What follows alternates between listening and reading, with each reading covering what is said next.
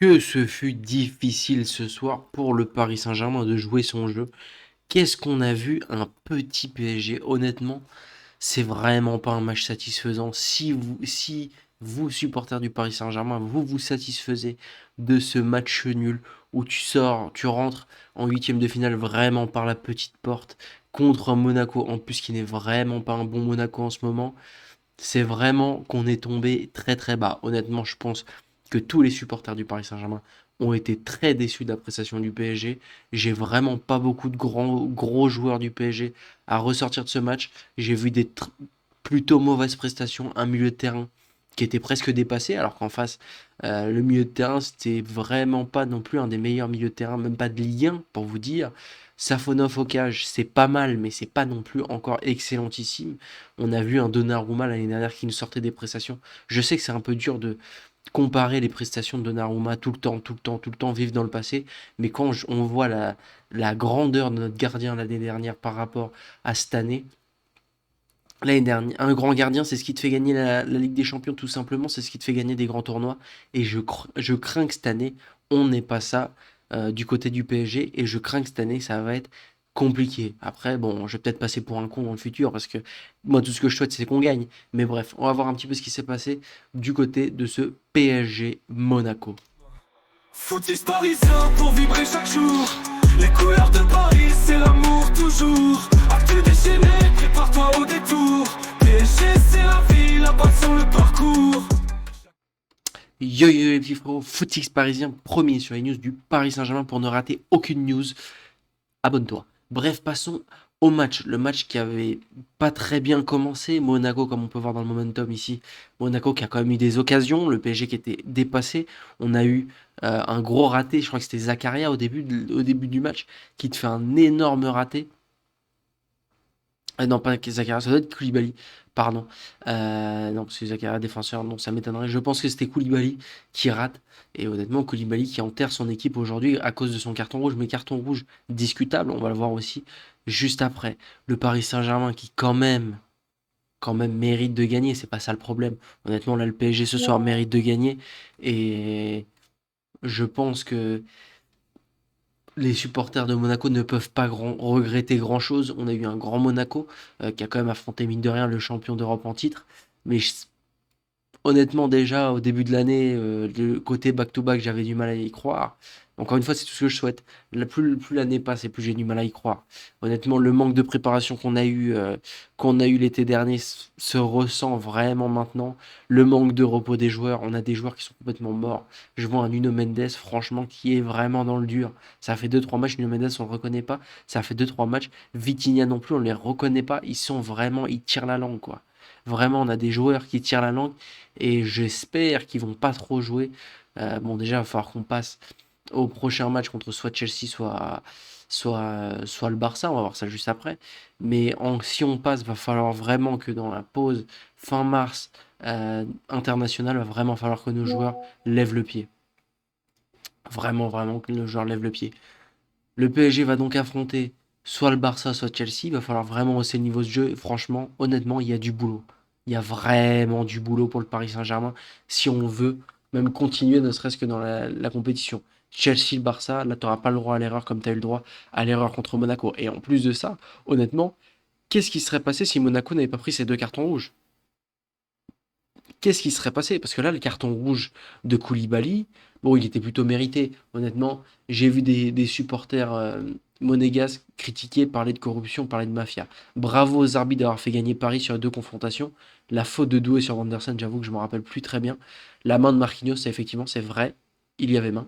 Ça, c'est sûr et certain. La main de Marquinhos, moi, il y a eu main et il y aurait dû avoir penalty. Le second jaune qui est honnêtement, pour moi, j'ai l'avis de ceux, je crois que c'est sur cette image-là.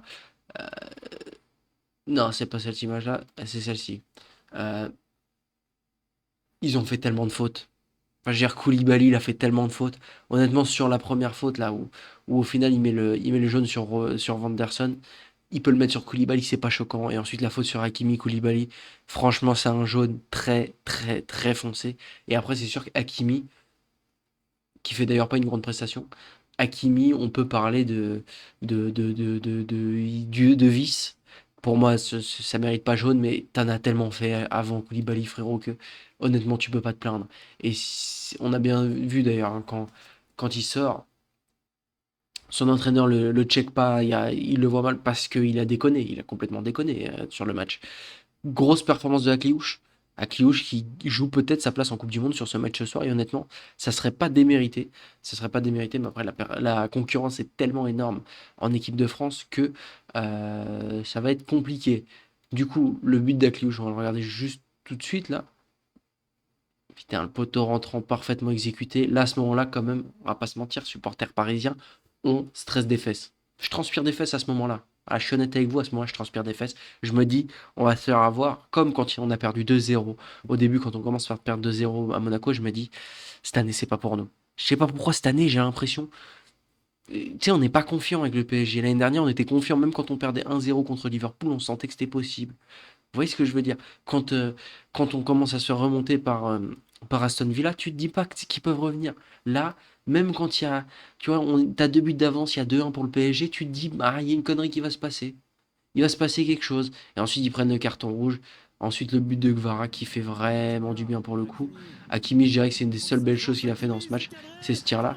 Mais est-ce qu'on peut remettre aussi en question cette mauvaise performance d'Hakimi par le fait qu'au final, c'est presque une passe décisive, ça, c'est presque un but, honnêtement, ce qu'il fait. Et il cause le carton rouge. Et sans Hakimi ce soir, le Paris Saint-Germain vont peut-être s'en sort mieux dans le jeu, je sais pas.